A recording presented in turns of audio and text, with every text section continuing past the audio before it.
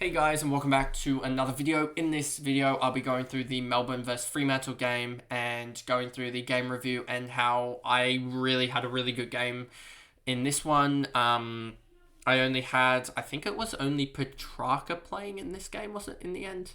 I think I only had PETRACCA playing in this game, but he did really well, top scored for the whole game, and it opened the door with injuries to Luke Jackson as a forward option, and that is absolutely huge.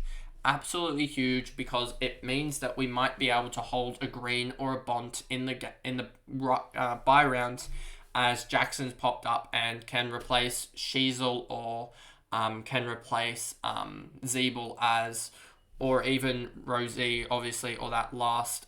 There's three guys that are on that bye round in the forward positions. If I quickly go through this, remember to like and subscribe, turn the notification bell on, etc. And if I just move across to here and show you what I mean by that, we have three guys here on the round 15 for most people, or at least two in Taranto and Sheasel, and they're obviously highly owned, and Zeeble I think is 20% owned, so he's highly owned as well. A lot of people will probably have Rosie in there as well, like I do, but I can flick that to Dunkley to open up a midfield spot for, if you get what I mean here. I can do effectively that. It doesn't actually matter. I can do that now as Sharp's in the right position, so it'll help for these purposes. So those guys are there. And so we have three on round 15, and luckily I'm holding Taranto, and hopefully Noah Long just has a good game that round or something, because it's 18 of my guys, and that'll include Humphrey and not Hobbs. I don't think Hobbs will be in there, but he could be there if chaos ensues, like injuries, etc. ensues. He could be there, but I don't think he will be there. So that'll include McPherson, Score, Dunkley, Goulden, Marshall, Humphrey, Ashcroft, PETRACCA, Merritt, whoever's here. And then these two will hold as well, I think, or maybe one of them will go, as I'm trying to... I might actually be able to hold now, thinking about it. It's depending on, do I hold Sheasel or do I hold Green, basically, is the thought process behind it. And unless another forward pops up that can go 100, I think it's going to be holding Sheasel, as he's just more valuable. But we'll see how he goes in the following 2 weeks, because if he starts to, say, dip down to a 90 scorer for 2 weeks with his new role, then I'll probably trade him out for the likes of a Gorn or someone else that's a forward. As if I do it this way, you've got Dylan Moore could be an option as well if he picks it up, as he's got an 83 last 5 and an 89 last 3. You got Nick Martin here as well, 101, but I think that's just because Shield is out. Toby Green got 120, but and if we look here, how has he gone?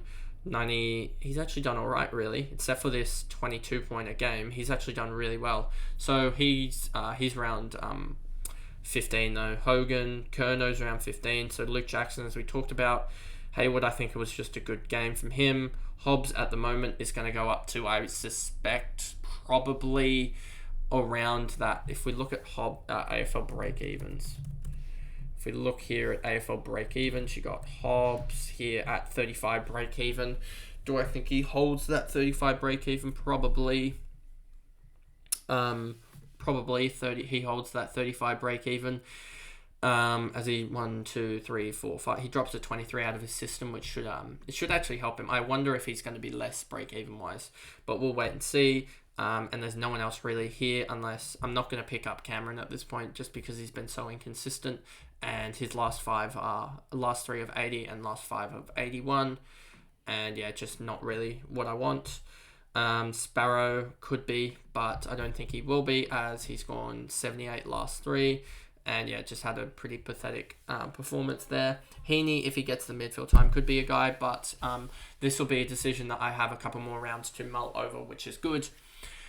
So yeah, PETRACCA, absolutely huge from him. 40, 22, 28, 26, huge performance. And yeah, just wish he had gone that one. He got this taken away late, and I thought that was going to be perfect. 1, 2, 3 was going to be perfect for him.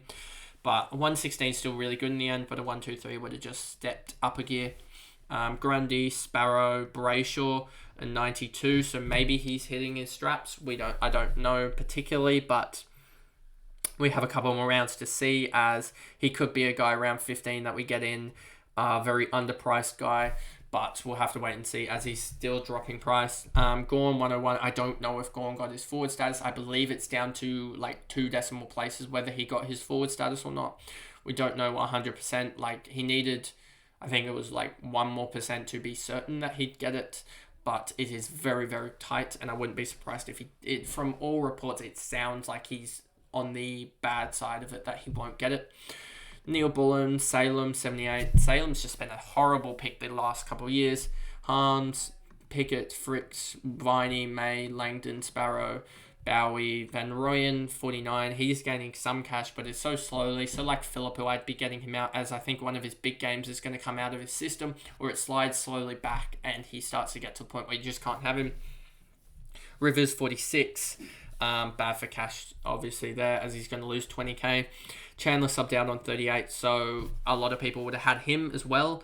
And he's going to drop cash now. 27 points off his break even means he's going to drop 20k back to 480. So glad that I missed out on a couple Chandler performances, but glad that I got him out now, as I would have copped 2 also bad Chandler scores. He scored like 160 in 3 weeks or whatever. And the guys that I've got instead of him probably have done better. I'm not 100% sure, as there's a lot of trades on trades. Like, I got Powell in, and I've already got Powell out as well, and upgraded him.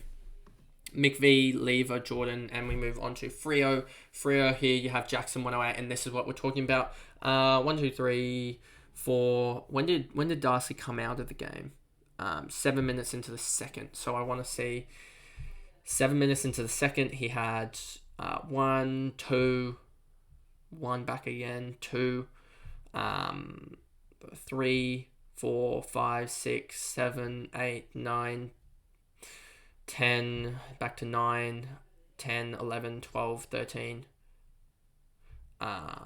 13 hit outs in that 2/3 of a game or so, almost 3/4. So that's 16 hit outs a game, which is sort of, I think it's very close to what he usually does. But he did come against a very, very tough ruck matchup. As you can see here, I don't think he rucked in either of these games full time. So he has Richmond up, which will be a tough matchup, I think. But I think he can do better because it's not 2 tough guys. Then he has the Giants, in which Briggs is now probably the number 1 ruck there, and that should be a tougher matchup. And then he's got Draper and Phillips, which seems to be a tough matchup. But I mean, I'm pretty sure Williams did. If we just go to all positions, Williams actually did all right against the 2 matchup. Yeah, so I think Jackson could probably do really well against them as well, helping that out. So I think Jackson is definitely the option post his buy to get, as he's going to be really cheap and a really good cash gen option. But he just break even by 41, so he's going to go up to probably 705. And 705 with a break even of probably 50. You could easily, in getting 3 games out of him without Darcy, be getting close to, 100k, 150k, and getting him up towards that 850k. And 850k for him also could be able to get you, just flick it back to Sheasel in the post-buy rounds or something like that, and be able to get you up to someone huge there in the mids, and help you to really get that Humphrey or Aitkins or Wardlaw position and get cash early to be able to upgrade that option. As I think it's going to take probably a week, 2 weeks of non-injuries, and also clearing the bench to be able to get Wardlaw up if he doesn't go 80s from here on to the end of the bye rounds. So you got Sarong 104, Brayshaw 103, and good performances from these guys, exactly what I'm looking for. Ryan 102, another decent performance. Young 98, so he's hanging around there. I'll probably wait. I might have to go on him off the knowledge that we have already, but I might be able to use McPherson down back to cover for him and get Jackson first, and then wait another week for Ryan, etc., and to see how he performs, as he's done all right in the last 5. But I just want to solidify that call. Not Ryan. We're looking at Young. Not that Young. There we go.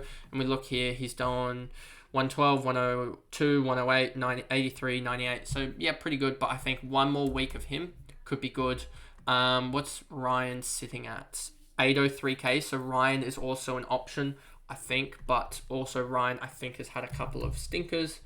If we look here, 73, 102, 94, 83, 102. So he could be an option. We just got to wait and see with him.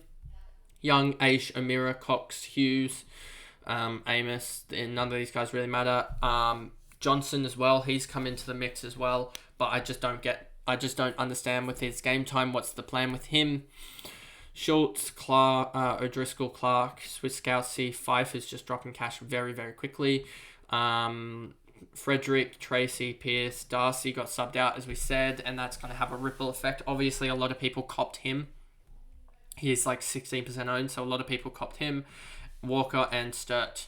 So that's basically the video there. A lot of injuries in this. A major injury has sparked both people getting screwed over with Darcy's injury and the opportunity for Jackson and potentially a rookie ruckman from Freo to play, and that could really help us out, as it will give me that option that I need. I will just switch out Ryan for that rookie ruckman, even though he's got a bye that round, as that'll just be helpful to get his cash gen, honestly. But we'll wait and see, I guess. And yeah, so that's the video there, and I'll see you guys in another video. Thanks, guys. Goodbye.